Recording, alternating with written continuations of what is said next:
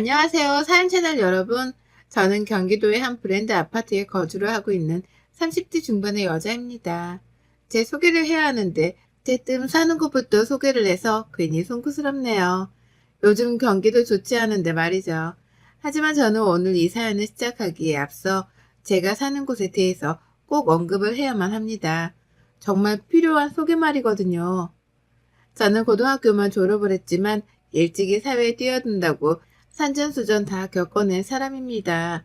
친정 형편이 좋지 못해서 대학을 가지는 못했지만 애초에 저조차도 공부에는 뜻이 없었어요.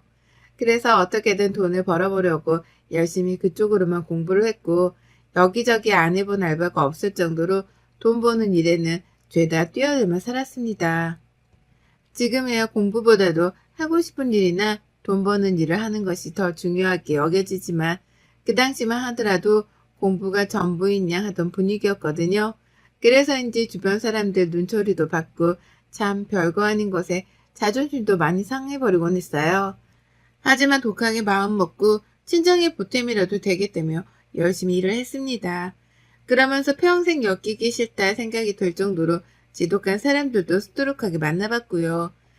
그 덕에 저는 어린 나이 때부터 사회 경험도 쌓은 동시에 인간관계에 대한 교훈도 많이 얻었답니다. 울기도 많이 울고 좌절도 많이 했습니다. 다 포기도 하고 싶었고요. 하지만 참고 살다 보니 운이 좋았는지 일은 잘 풀렸어요. 수중에 있던 돈으로 시작했던 사업이 잘 풀렸고 지금은 사장 소리를 들으며 갑질 않는 사람들하고는 멀찌감치 거리를 두며 살 수 있게 되었거든요. 제 직원들을 두고서 베풀며 살 수도 있게 되었고 열심히 일만 하느라 결혼 따위는 못할 줄 알았는데 남편을 만나게 되어 결혼도 하게 되었네요.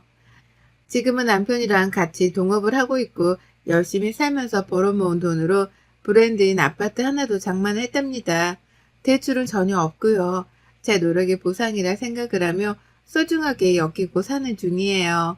참고로 이 집의 지분은 제가 60% 정도이고 남편보다 더 많이 가지고 있고요.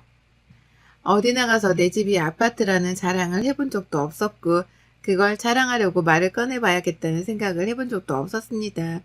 사업용으로 쓰는 SNS 말고는 제 개인적으로 저를 드러내기 위해서 사용하는 SNS도 없었기 때문에 그런 걸 공유할 일도 없었죠. 단지 집으로 들어가고 아늑한 침대 위에서 잠이 들 때마다 고생했던 과거로부터 벗어나게 되었다는 감사함 정도는 늘 생각했던 것 같네요. 하지만 겸손하고 감사해하면서 사는 저에게도 여전히 파리는 꼬였습니다. 이렇게 살면 주변에 비슷한 사람만 모이게 될 줄 알았는데 잘 살아보려고 해도 파리 같은 사람들은 여전히 꼬이더라고요. 특히 시댁 사람들의 경우에는 제가 안 보겠다고 안 볼 수도 없는 존재들이었기 때문에 관계에 있어서 어려움이 훨씬 더 컸답니다. 저희 남편 정말 좋은 사람이에요. 일도 열심히 하고 그렇게 일을 위해서 가정을 위해 돈을 모으기만 할 줄 아는 멋모르는 사람이었죠. 그렇게 일하고 책임감 강한 모습에 제가 반해서 결혼까지 오게 된 것이기도 하고요.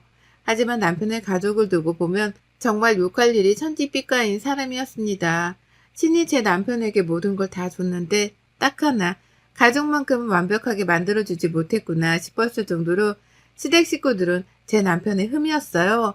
시댁에 돈이 없는 것도 아니고 시아버지가 회계사셔서 나이 먹으신 지금까지도 수입은 있을 만큼 능력이 되는 분이셨어요. 시아버지가 그 와중에 부동산에 관심이 많아서 집도 2채 가지고 계실 만큼 물려줄 재산도 조금 쌓아두셨었고요. 그런데도 그런 여유 있는 집안에서 마음은 하나같이 쫌생이 들이더라고요. 까탈스럽기는 또 얼마나 까탈스럽던지요.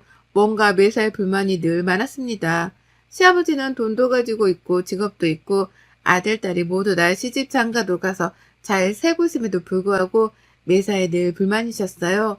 돈을 더 벌어야 하는데 더 벌지 못하는 것에 불만이 있으셨고 사는 집이 아늑한 전원주택인데도 불구하고 잔디 관리가 힘들고 벌레 관리가 힘들다면서 시댁 갈 때마다 제 앞에서 하소연만 하셨답니다. 기분이 막 좋다가도 시댁에 가서 시아버지 불평 듣고 있으면 제 기분이 다 나빠지더라고요. 전 일을 잘 해내고 있다고 생각을 했음에도 불구하고 일이 그러다 한순간에 꼬꾸라질 수도 있는 거라면서 부동산을 사라는 말씀도 귀에 딱지가 않도록 해주셨답니다. 제가 관심이 없다는데도 불구하고 그렇게 살다가는 돈이 별로 안 모이게 될 것이라면서 신이 나 쓴소리만 해주셨죠. 하여간 아버님이 마음에 안 드는 저였는데 그런 아버님의 성격을 쏙 빼다 닮은 사람이 하나 더 있었어요. 바로 신우였죠. 이 집안의 장녀이자 시아버지를 쏙 빼다 닮았던 신우이는 저에게는 시아버지만큼이나 아니 오히려 더 천적과도 같았습니다. 저보다 나이는 고작 3살밖에 많지 않았는데요. 나이대가 비슷해서 그런지 늘 이상하리만큼 신우하고는 비슷한 일들이 꼬였어요. 이를테면 같은 시기에 대학에 진학을 하고 또 같은 시기에 대학생활을 보낸다거나 사회생활을 했다는 것, 그리고 또 같은 시기에 결혼하고 자식을 낳고 말고의 중대사항을 결정해야 하는 것들까지도 말이에요. 그리고 신우는 그 모든 것들을 저하고 비교해가며 자신의 입장을 지켜 세우려고 하는 것만 같았습니다. 제가 대학을 나오지 않고 바로 사회생활에 뛰어들었던 것 가지고 그래도 공부는 했어야 하지 않나? 라며 기분이 나쁠 만큼 빈정을 대기도 했네요. 좋은 대학을 가는 건 더 나은 사람들을 사귀기 위해서이기도 하단 말을 하면서요. 참고로 신우는 좋은 대학을 나왔습니다. 제가 무슨 딴지를 걸 수 없을 만큼 신우는 자기 입장에선 맞기만 한 소리를 했어요. 그러니 저도 대학을 못 간 게 아쉽지만 그렇다고 후회가 되진 않아요. 지금 저는 잘 살아가고 있으니까요. 라고 하며 난 괜찮다는 걸 최대한 충분히 어필하려고 했죠. 하지만 그렇게 말을 하더라도 신우의 입은 다물어지지가 않았네요. 왜냐하면 잘 살고 있다는 제 말에도 신우는 토를 달려고 했거든요. 제가 비록 대학을 나오지는 못했어도 열심히 사회생활을 하며 일을 했고 지금은 내 사업을 하며 사장 소리를 듣고 있는 사람인데도 신우는 그 사실 자체를 인정하기 싫어하는 듯 보였습니다. 좋은 대학을 나온 신우는 경력단절로 지금 가정주부로 사는 중인데요. 그게 스스로 굉장히 인정하기 힘든 모습이었나 보더라고요. 저는 그저 신우를 보며 아무 생각 자체를 하지 않았어요. 질투, 부러움, 그런 것조차 전혀 없었을 만큼 신우 인생에는 관심 자체가 없었습니다. 하지만 신우는 제가 자신을 내려보기라도 하는 줄 아는 건지 사사건건 일하는 걸로도 시비더라고요. 그렇게 벌어서 건강이라도 나빠지면 어쩌냐고 하면서 볼 때마다 제 얼굴이 보기 안 좋다는 말을 했고 또 저희가 신혼집을 바로 브랜드가 있는 아파트로 사서 들어가 버리자 사치가 심하다고 하면서 제 뒷담화를 까기도 했었답니다. 그 뒷담화를 시어머니 앞에서 까다가 저희 남편한테 걸려 홍군형이 났고 저는 그 모든 얘기를 멀찌감치서 듣고 있었지만 끝끝내 모른 척을 했었어요. 자신이 보잘것없으니 남의 인생을 폄하하는 것이 아닌가 싶었거든요. 신우를 안쓰러운 사람으로 봐줘야 한다 생각했었습니다. 하지만 문제는 그 후였어요. 신우가 시아버지로부터 아파트를 증여받았어요. 원래 증여를 받은 건 다른 곳에 있는 아파트였는데요. 그 돈으로 글쎄 저희 집 아래층을 사버린 겁니다. 같은 브랜드, 같은 아파트, 같은 동 바로 아래층으로 신우가 이사를 들어온 거예요. 왜냐고 묻지 마세요. 저도 모르니까요. 저 또한 수십 번은 넘게 생각하고 스스로 되물었었습니다. 왜 하필 친하지도 않고 그렇다고 각별한 가족에도 없는 남동생의 집 아래층으로 이사를 들어온 건가 싶어서요. 하고 많은 아파트가 대한민국 땅덩어리에 있는데 왜 하필 그 많고 많은 아파트 중에서 우리 집 아래층으로 온 건가 싶어 말이에요. 원래부터 신우란 시댁 식구들이랑 모두 다 한 경기도권에 살고 있어서 언제라도 가까운 곳에서 이웃 사촌으로 살 가능성은 있었답니다. 하지만 바로 위아래층에 이웃으로 살게 되니 괜히 긴장은 되더라고요. 신경을 쓰지 않고 살려고 하더라도 은연중에 신우를 신경 쓰게 되었고 괜히 출퇴근을 하거나 장을 보러 나가는 길에조차도 엘리베이터 안에서 신우를 만나게 되진 않을까 하는 긴장이 들기 시작했어요. 이왕이면 안 보고 안 마주치는 게 좋은 신우인데 마주치게 된다면 과연 내 기분이 괜찮을런가 싶어 걱정이 들었거든요. 아무튼지 간에 이웃이 된 신우랑은 최대한 마주치지 않게 바랬습니다. 남보다도 못한 가족으로 사는 사람들이 많으니 우리도 그냥 그렇게 남보다 못한 사이가 되었으면 하기도 했고요. 그런데요. 저는 한 달에도 그리고 어쩔 땐 하루에도 몇 번씩이나 신우로부터 연락을 받게 되었답니다. 이렇게 연락을 자주 할 사이가 아닌데 이웃으로 엮이게 되면서 별 황당한 연락을 다 받게 되었어요. 바로 층간소음 유발자라는 이유 때문에 말이죠. 저희 부부가 층간소음을 유발한다더라고요. 자신들한테 말이에요. 저희 부부는 아이가 없습니다. 누구 하나 집안에서 뛰어다니거나 층간소음을 유발할 가능성이 있는 사람은 있지 않았어요. 물론 어른들도 층간소음을 충분히 낼 수는 있습니다. 하지만 문제는 저희 부부가 둘 다 일이 바빠서 평일 하루 종일은 거의 집안에 있지 않다는 것이었습니다.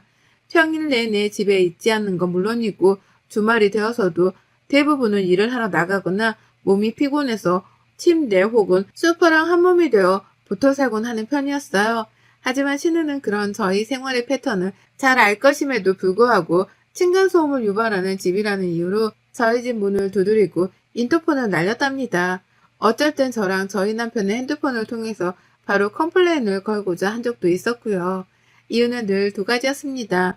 하나는 진짜로 층간소음을 들었다는 이유였었고 또 하나는 층간소음을 내지 않게 하기 위해서 미리 연락을 했다는 거였죠. 정말 살다 살다 이런 이웃은 처음 겪어봤습니다. 이런 부류의 사람도 정말 오래간만에 다시 만났고요. 보통 층간소음이 유발이 되면 아래층에서 힘들어하는 건 당연한 거죠. 그 소음이 다른 곳도 아닌 집안에서 난다고 생각하면 저 같아도 힘들고 화날 것입니다. 하지만요, 앞서 말씀드렸듯이 저희는 하루 종일 집 밖에 나가 있거나 들어오더라도 최대한 적게 움직이고 생활하는 사람이었어요. 그런데도 불구하고 신우는 약간의 움직임에 민감해진 사람인 것처럼 니들 방금 집에 들어왔니? 라고 전화를 하더라고요. 집에 있는지 없는지 확인하겠다는 것처럼 바로 인터폰을 날리기도 했고요.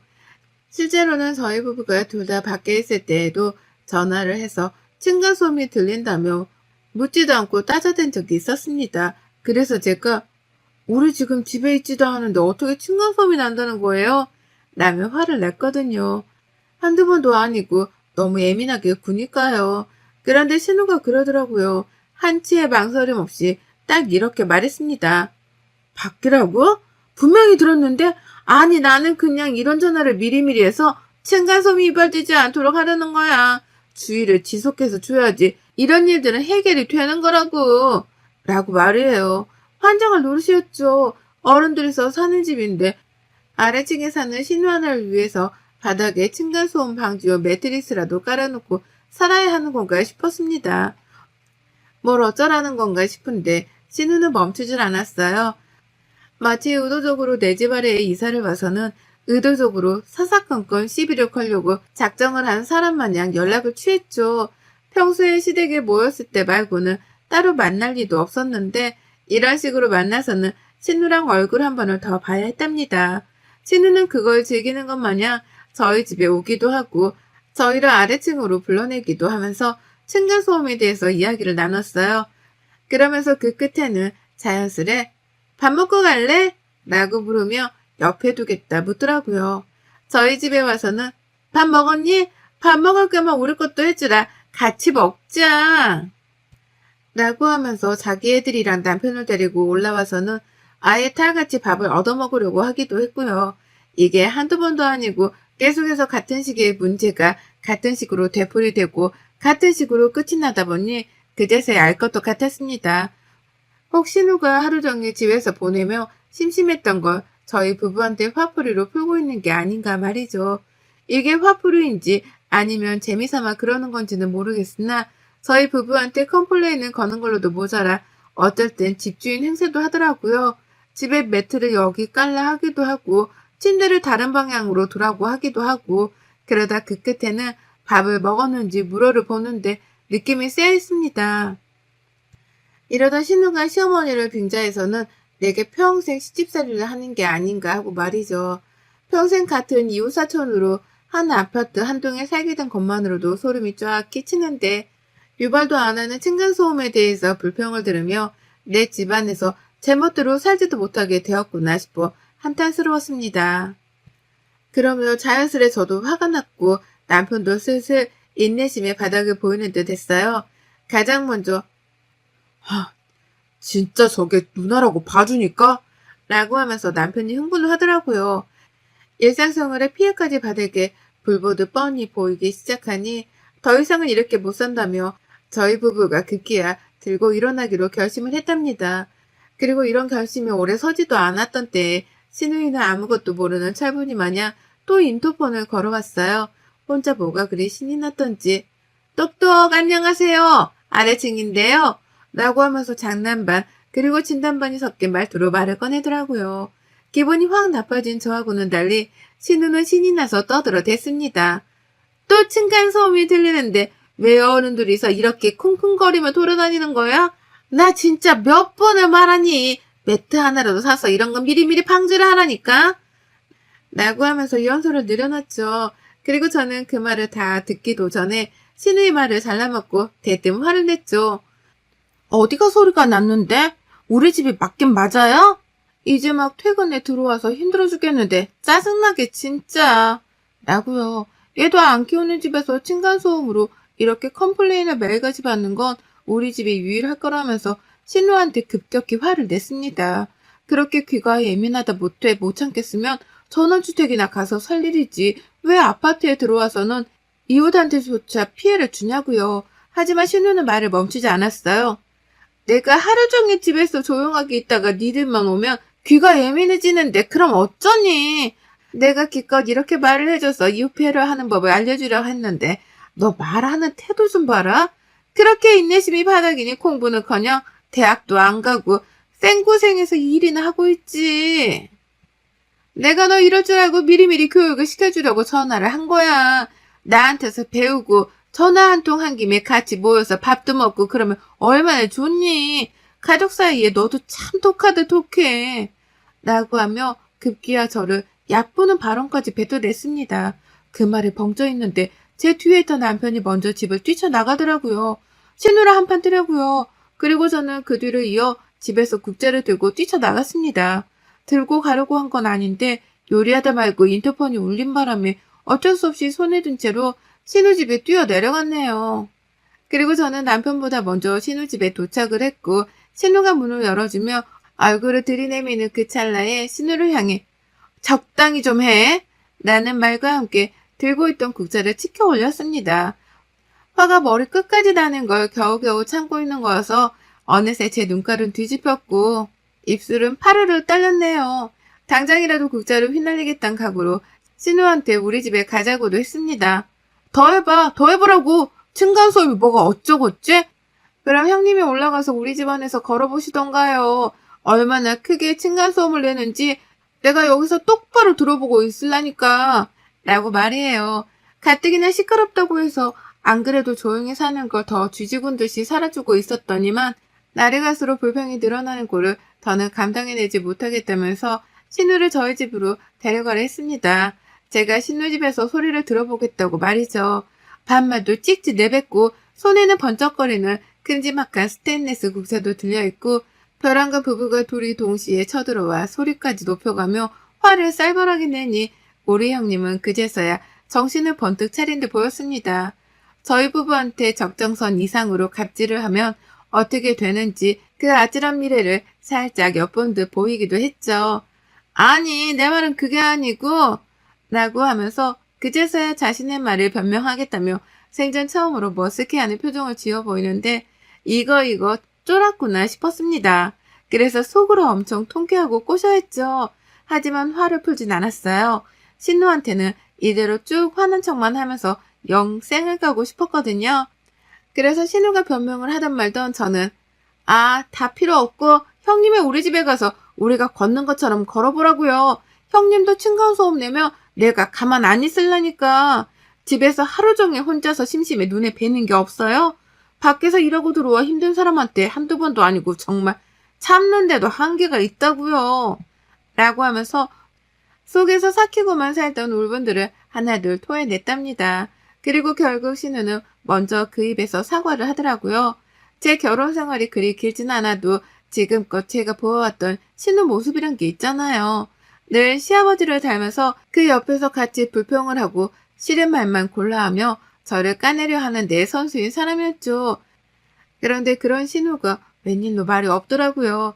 이번에는 남동생까지 달려온 게 걱정스러웠는지 저희 부부 눈치는 다 보더니만 급기야 미안하다고 다시는 전화를 걸지 않겠다는 말까지 입 밖에 내뱉었습니다. 미리미리 층간소음을 예방하기 위해서라도 전화를 걸어대던 신우였는데 웬일로 그런 사적인 전화조차 하지 않겠다며 스스로 약속을 했죠. 급기야 제가 그 말을 믿지 않은 채 화가 난 채로 집에 돌아가려고 하니 제 손을 부여잡으며 매달리다 집 안으로 급하게 뛰어 들어가더라고요. 그리고는 세상에 비닐봉다리 안에서 과일 사과를 담아주는 거예요. 얼음골에서 온 귀한 사과인데 이거 받고 화풀라고요. 자기가 가족이고 하니까 누구보다 편한 마음으로 안부 인사를 물을 겸 연락을 취했던 거고, 그런 김에 이왕이면 이웃들끼리 잘 지낼 수 있도록 층간소음에 대한 가르침을 주려고 한 거라고 말이죠. 끝까지 들어봐도 신우 주장은 너무나 터무니없었습니다. 그저 신우로서 며느리한테 할 수 있는 갑질이란 갑질은 다 한 것 말고는 설명이 되질 않았죠. 하지만 저도 뭐 들어주는 척은 했어요. 물론 여전히 화가 난 표정으로 어디 한번 끝까지 나불거려 봐라 라는 마음으로 말이죠. 그리고는 신우가 주는 사과를 받아채고는 고맙단 인사도 안 하고는 쌩하고 제 집으로 올라왔습니다. 뒤에서 남편은 여전히 화가 안 풀린다며 신우랑은 눈도 안 마주치고 저를 뒤따라 집으로 올라왔고요. 그리고 그날 신우가 미안했다며 다시 한번 인터폰으로 연락을 해왔는데 우리 남편 그 인터폰을 받자마자 전화하지 말라니까? 라며 집이 떠나가라 소리를 질러버렸어요. 그 바람에 신우는 더 입도 뻥끗거리지 못하고선 그 길로 인터폰을 끊어버렸답니다. 그리고 저희 부부는 그날 신우한테 조금의 미안한 마음도 없이 아주 제멋대로 집안을 돌아다녔답니다. 더 이상은 밑에 집에서 전화가 걸려올 것이라는 걱정 따위도 없이 아주 가볍고 편안한 마음으로 제 집안을 휘젓고 다녔어요. 보통 같으면 힘들어서 그냥 누워있고 말 날이었는데 신우를 본보기 삼아가며 아주 열심히요. 진작에 홍군형 내주면서 내 집을 편안히 여기며 살았어야 했었는데 조금 늦게 화를 표출한 저희 부부의 실수도 있는 것 같습니다. 그 실수를 만회하며 지금이라도 내 집은 내 집답게 편안히 살아보려고 해요. 예민하고 할 일 없는 우리 신우는 연락도 못하고 혼자 얼마나 끙끙댈런지, 또 얼마나 더 오래 끙끙대며 연락을 안 할 수 있을지 저희 부부는 돈을 시퍼렇게 뜨고 지켜볼 겁니다. 여러분의 생각은 댓글로 남겨주세요. 오늘도 시청해주셔서 정말 감사합니다.